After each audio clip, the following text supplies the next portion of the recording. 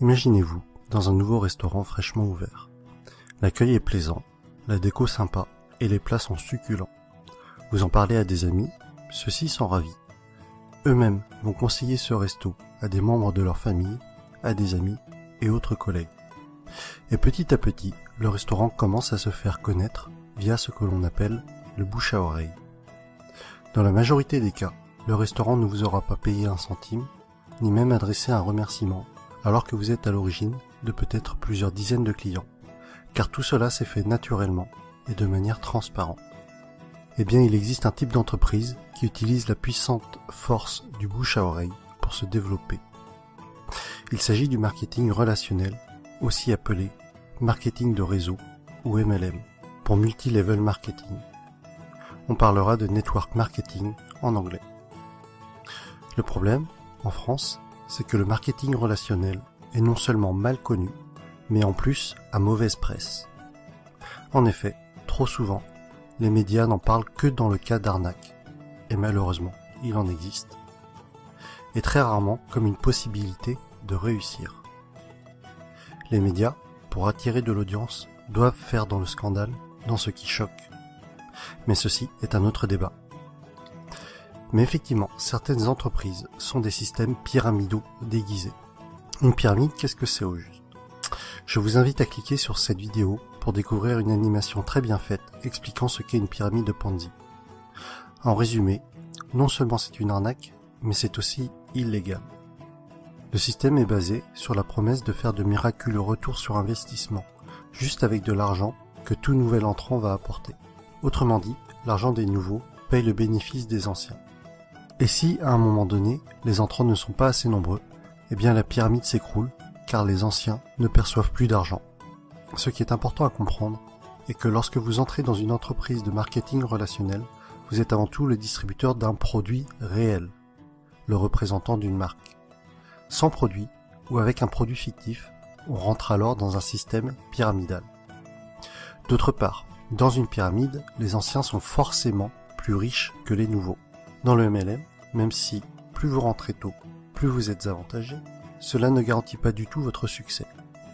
Un nouveau filleul peut très bien mieux développer son affaire et faire mieux que son parent. Ainsi, dans une entreprise de marketing relationnel, tout le monde est au même stade au début, mais plus elle va grossir et plus elle va avoir d'impact et être puissante. C'est vraiment la force du réseau qui fait qu'une MLM est puissante. Et Robert Kiyosaki insiste vraiment sur ce point dans le livre « L'entreprise du XXIe siècle ». Le pouvoir n'est pas dans le produit, mais dans le réseau. Pour en revenir à ce que l'on évoquait au début de la vidéo, le bouche à oreille est le principal véhicule de communication d'une société de marketing relationnel, si bien qu'il n'y a pas ou peu de publicité. Et ce budget pub, qui est souvent faramineux pour les grandes entreprises, est reversé aux distributeurs et ou consacré à l'amélioration du produit qui en général est excellent. Lorsque vous vous lancez dans le MLM, vous êtes parrainé par une personne et ensuite c'est comme si vous étiez votre propre patron et que vous aviez créé votre entreprise. Votre but et votre source de revenus vont être de deux types, soit en parlant du produit autour de vous et en le revendant, soit en parrainant d'autres personnes qui elles-mêmes vont devenir distributeurs.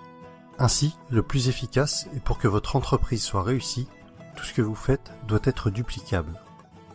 Votre filleul doit avoir les outils pour développer lui aussi son réseau. Dans tous les cas, ce qui est important à retenir est que le succès est partagé. Si votre filleul échoue, vous échouez d'une certaine façon. Votre succès est complètement tributaire du succès des personnes que vous aidez, de vos filleuls et des filleuls de vos filleuls. L'accent doit être mis sur le déploiement de votre réseau et pas sur les ventes directes.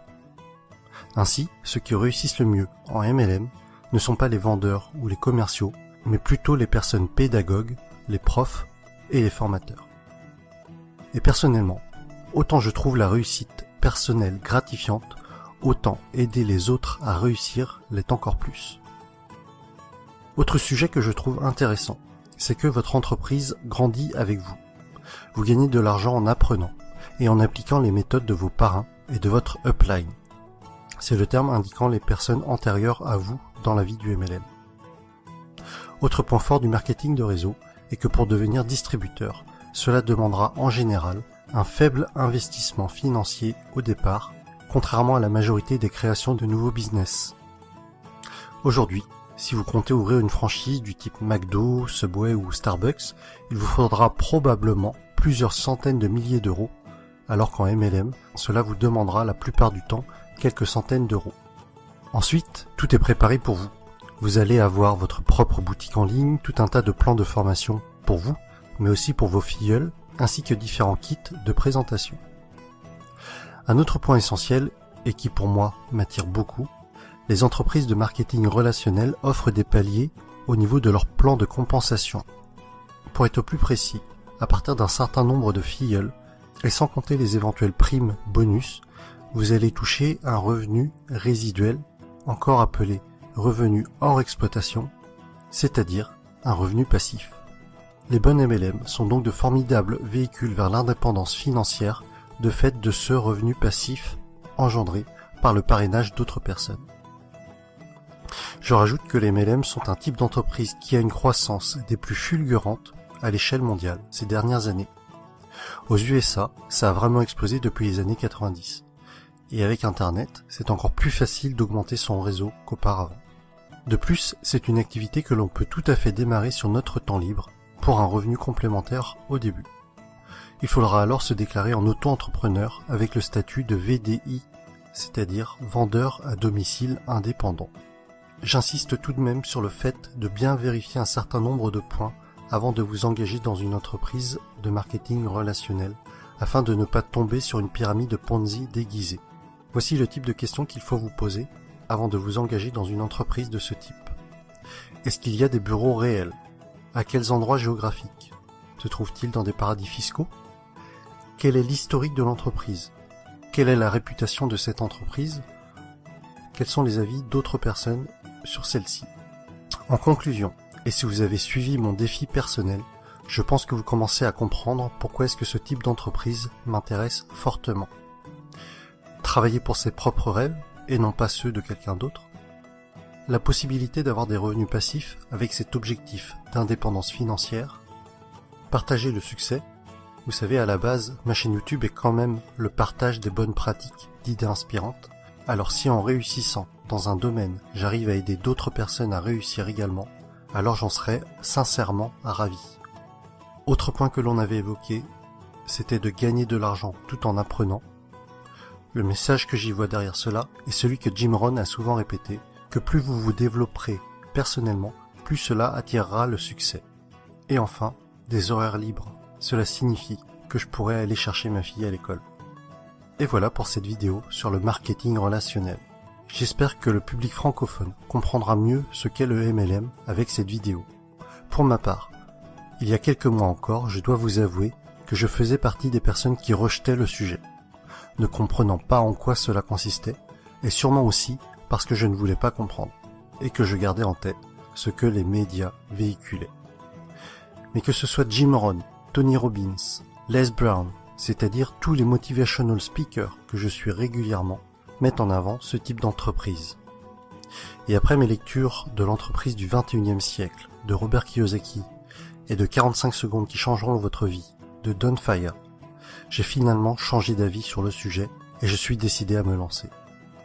Vous retrouverez la suite de mes aventures dans le prochain épisode avec mon choix de MLM et les raisons de ce choix. Si vous aussi, ce concept d'entreprise est nouveau pour vous et que cela vous intéresse ou qu'au contraire, vous vous y intéressez déjà, mettez-moi un pouce j'aime, partagez sur Facebook et abonnez-vous. À bientôt!